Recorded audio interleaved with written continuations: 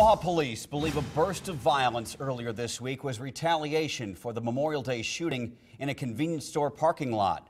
One man paid a heavy price. A family holds out hope tonight after somebody shot their loved one early Wednesday morning.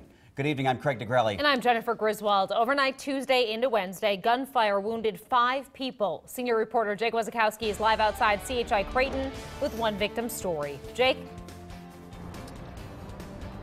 Yeah, guys, families are hurting because loved ones are fighting for their lives over the recent rash of shootings. Police say that some of them are retaliation. He's always been that funny, laughing, joking John. Family members say 29-year-old John Looney is a playful guy who has 5 children. His mother says he always had a smile on his face, but they haven't seen that smile in almost 2 days. Looney is at CHI Creighton Hospital in critical condition. Barely here with us, but there's a God, and I know it is. But there's also a devil that's out here amongst us, and it's hurting our families. At around 1 a.m. Wednesday, police responded to the shooting outside a home near 41st and Ames. Looney's family says he was shot at least 4 times. He was one of 5 people who were shot in a 5-hour span within a 3-mile radius.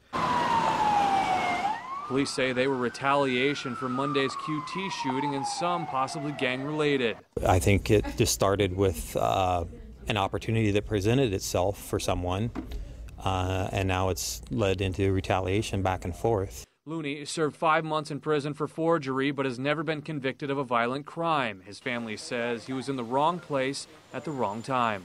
He cleaned himself up, his act, but this bad stuff out here seems to pull people down. Looney's family, including Buffy Bush, who runs Families of the Stolen, says they need people to come forward with information on who the shooter is, because others would want the same done for their family. If we don't work with the police, the only thing that ends up happening is retaliation. More bloodshed, more death, more families broken. At some point, the cycle has to stop.